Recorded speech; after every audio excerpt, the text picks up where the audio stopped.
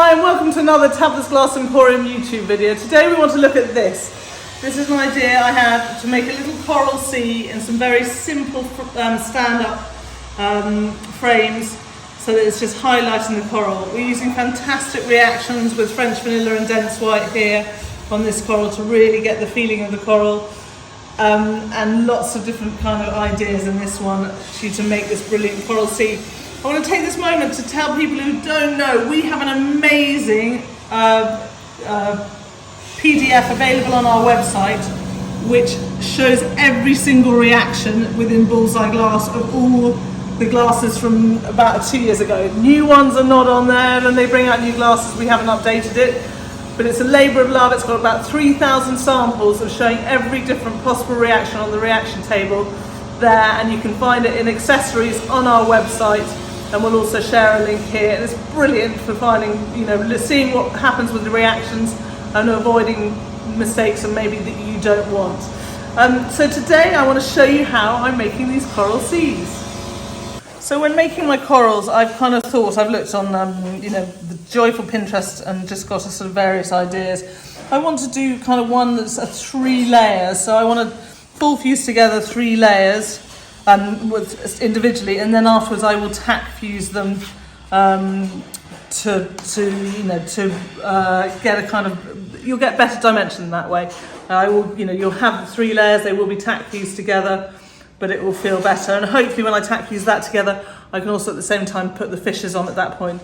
So I've just literally cut pieces. Now I want this to fit on a shelf, and I know my shelf is 30 centimetres, so I'm trying to make sure that this is 30 centimetres long. I've just got a spider. Hello, Mr. Spider. So I'm putting this on. I'm kind of just literally using kind of scrap pieces to build this up.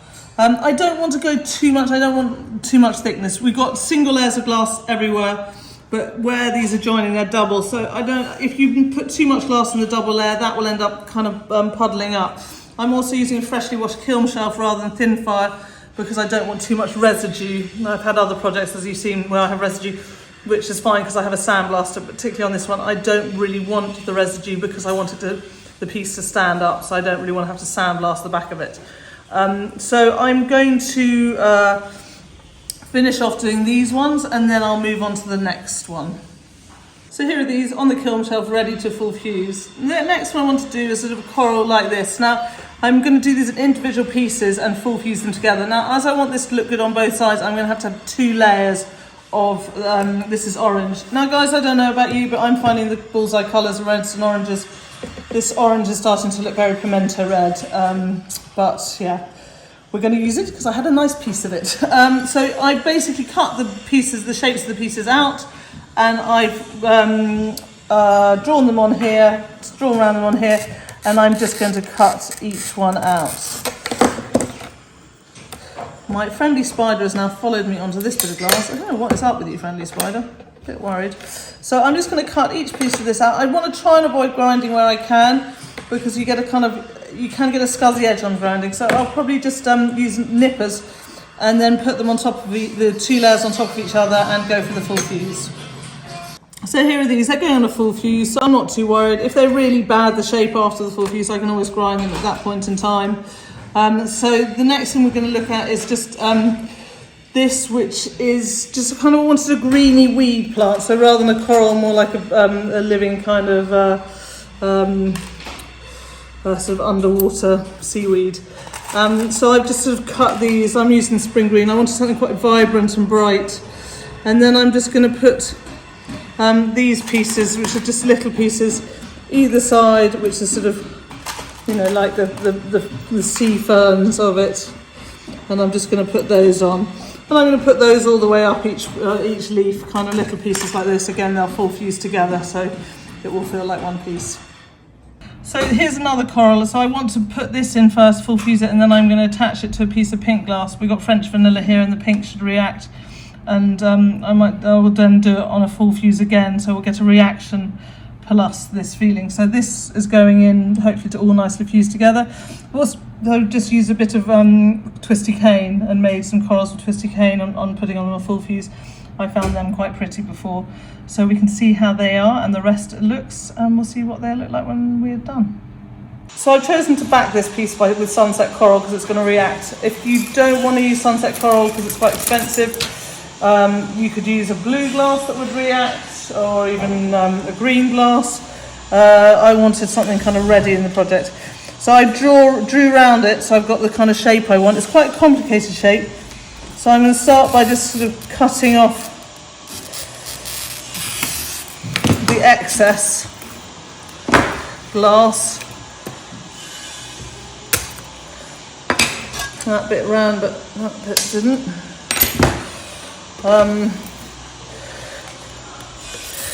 Quite often when you're doing cuts like this, you need to take, don't try and do them all in one piece. You need to do sort of bits and then use your frozen pliers to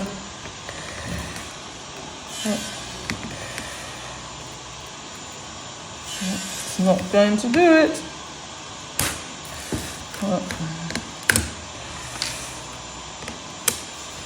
No, I've lost a piece of it there already. So you can see I'm going to just carry on slowly but surely. If you don't feel comfortable doing it by hand, you can always do it on a Taurus saw. But if you don't have a Taurus saw, then this is the way you'd need to do it. So I'm sort of choosing lines where I'm cutting as much off as possible. Of the shapes. I can't see the line. Sometimes it might be easier working on a light box. So here I've got a big indentation. So again, just taking little pieces off slowly but surely. I might even run the whole line.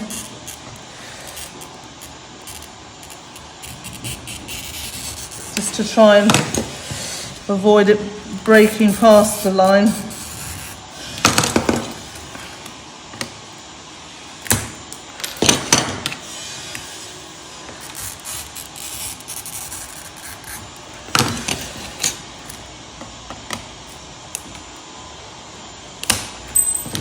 And I will carry on working my way in.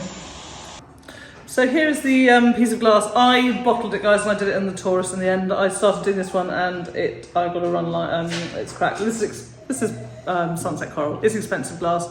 I can't afford to lose this piece of glass, and I got a Taurus saw, so I did it on the Taurus saw in the end. Just the kind of more wibbly wobbly bits. I love this shape. I think it's going to look amazing with the this on top. So this will react. This will be fully fused because it's a single layer of glass. This is going to pull up. But where it hits the 2 layers of French vanilla, it will kind of stop pulling up, and I'm just hoping it'll look really kind of interesting.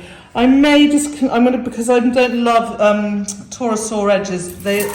When you full fuse them, they end up kind of grey and scuzzy. So I'm going to go over these with a hand pad, just to sort of clean the edge really well to make sure that I don't have an issue with after full fusing that it's going to look bad. So I'm going to do that, then this will go in the kiln on a full fuse, and we can see how it is when it comes out. So now these are fused, I'm going to flip them over and do some powders on this side. Because it's a flat side, it's easier to do powders. I might give mine a sandblast just because it's easier to keep them straight. Now actually I realised what I'm going to do is I'm going to put a good layer on the top, then turn them so I can hold them. And I want to do this into it. So I'm using red on these. I'm choosing to do 3 different colours to make this a sort of slightly different coloured thing. And then I'm using sgraffito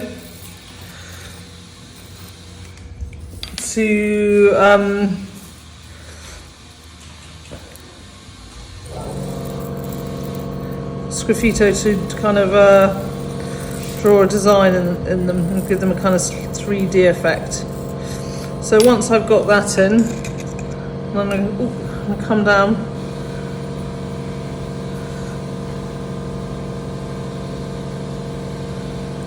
and then I'm going to just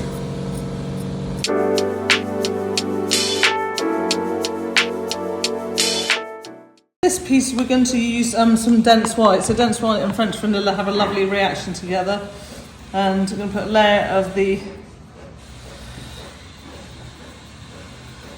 dense white over the French vanilla.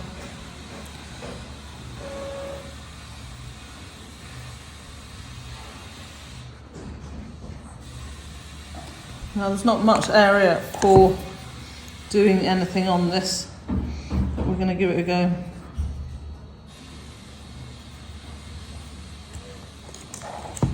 Make sure when you're doing powders, guys, you wear your masks. Very important. I'm only not so that you can hear me on camera. Now, in hindsight, I think it would have been better if I had lifted this up. I'm going to try and do it now.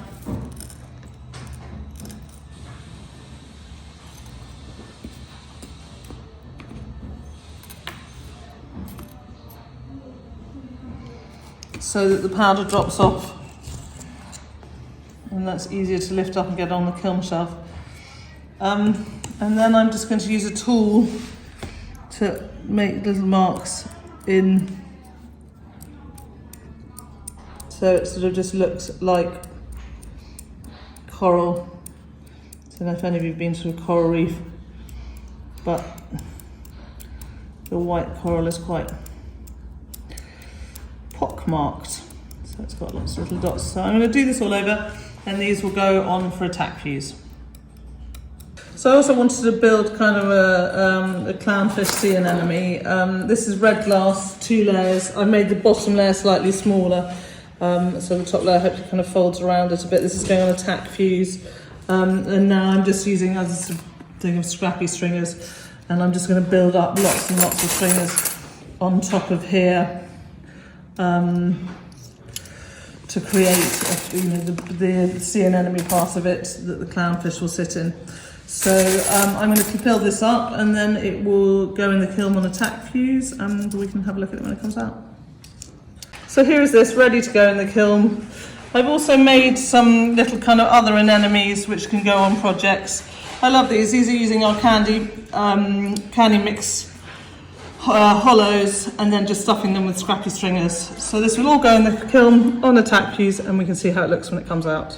So I'm trying to cut through some 6mm. The line hasn't run, and it's quite tricky getting 6mm to break, even with normal breakers. So I just flipped it over, and I'm using the metal part on this to just tap the line off. I have to use quite a lot of force to get it to run. I've got it in an angle because then I can see where the line is running. It's not going to be a particularly nice clean break, but at least it will break. There we go. So we've cut a load of strips to the length we needed, and now I want to cut an insert strip.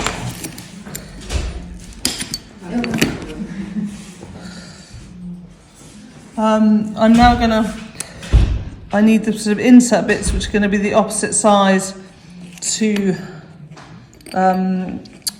the void we need from the fibre paper. So if I draw along the fibre paper, like so, and then make sure I cut, I'm sort of cutting to the inside of the line rather than the outside of the line. And then 6mm, it's going to be a hard score to run because it's not got so much meat either side. So actually that's not what I want. I want those pieces. Go like so. And then we have, it's obviously a bit wonky, but when it all goes in the kiln, then we have that, and this will go and slot in to the piece like so, and when it fuses together, then we can take that out, and we should have a void to fit this neatly. I mean, it's gonna not, I don't want it to fit totally snugly. I'll use a bit of glue to hold it in place, but it should fit it quite nice and neatly so that it stays upright in the void, so like so. So I'm going to make sure I do these for the rest, and then it will be one big stack of glass that's going to go in the kiln. It's quite a lot of layers and it's uneven, so it's going to have a 36-hour anneal. So that's a serious anneal on it, but not a 36-hour, 6-hour anneal, because I have to take the 18 millimeters of the stack and times it by 2 because of the uneven layers, and I want to be safe rather than sorry. So that's one bit I need to work out. I've got the templates for the other bits. I need to make them to go in between the next lot of layers, and then it can all go in the kiln to be fired. We've made sure that we've orientated these the correct way around, so not one is one way and one is the other. The back sides of these are not unattractive, but they're certainly not as attractive as the front sides. So the piece is supposed to be orientated this way, and we've made sure that the inserts are orientated the correct way so that the piece all sits, and also in the correct order. We wanted this as the first, this is the second, and that is the third piece. So they will go in like so. This will go in the kiln with the rest of the stands and long, slow anneal, and we can see how it comes out. So here are these ready to go in the kiln on my broken kiln shelf. They're going into my smallest kiln because there'll be a long, slow firing because of the amount of thickness that there is. You can see I've got the 3 layers of 6mm glass and the fibre paper in between where the corals will sit. Because we want these pieces to look good from both sides, we've now decided to sandblast the other side of these coral pieces. You don't have to sandblast, but we like to make sure we've got rid of any excess material. And now we're doing the same on this side, and then we'll very carefully place our fish on top of this and go in for a very light tack fuse. So these 3 are ready to go in the kiln to be tack fused with their fishes on them. We put a bit of a light dusting of clear powder on top of the fishes. It helps on our XLs because they're cut in a tile saw. It helps them really to bring up the shine on them and the pattern. And these will just go in for a very light tack fuse with all the other corals. We've made sure with this one that we're pushing it together as much as possible and lining it up. I'll have to move these ones up so that they're all in line and they will hopefully all stick together. I may even put some of the fishes across the corals to help them stick on. This is my slightly crazy jellyfish. I need to, I broke the backside piece, and because I want these to look good on both sides, I'm going to flip it over and put it down, and I've cut another piece to size. I'm going to decorate this again like the other front piece, and then I'm going to put some Murrine and put some more stringers on the top here to give a bit more texture. I will also put some clownfish underneath before I put it down, so that they're not masses, but the other side will have a few clownfish as well, like so. And then we'll put some more on this side as well.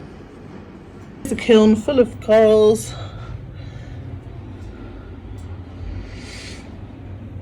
All ready to go on.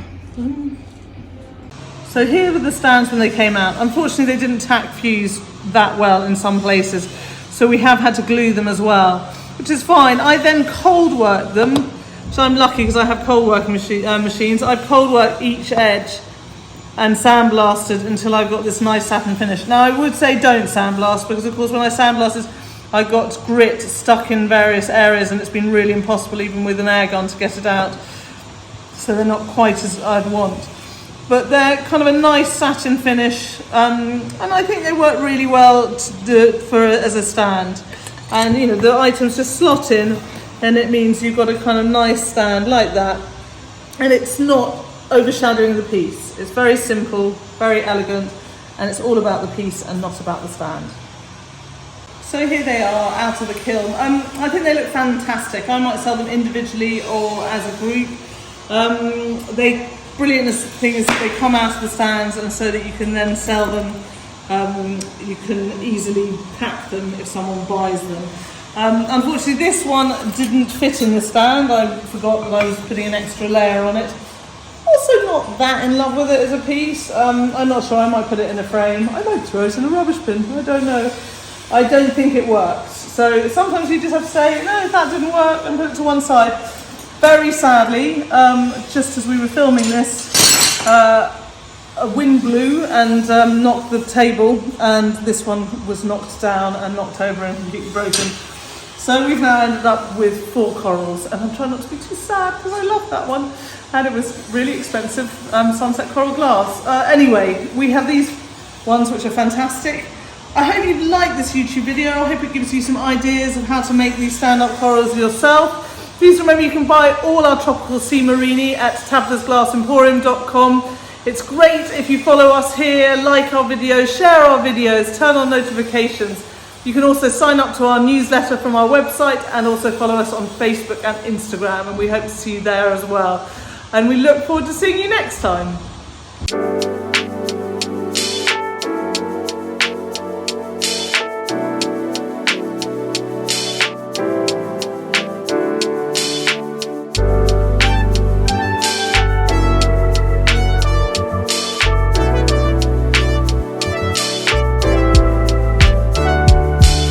Summer left my heart feeling bitter. Summer left my heart feeling cold. Summer left me longing for the winter.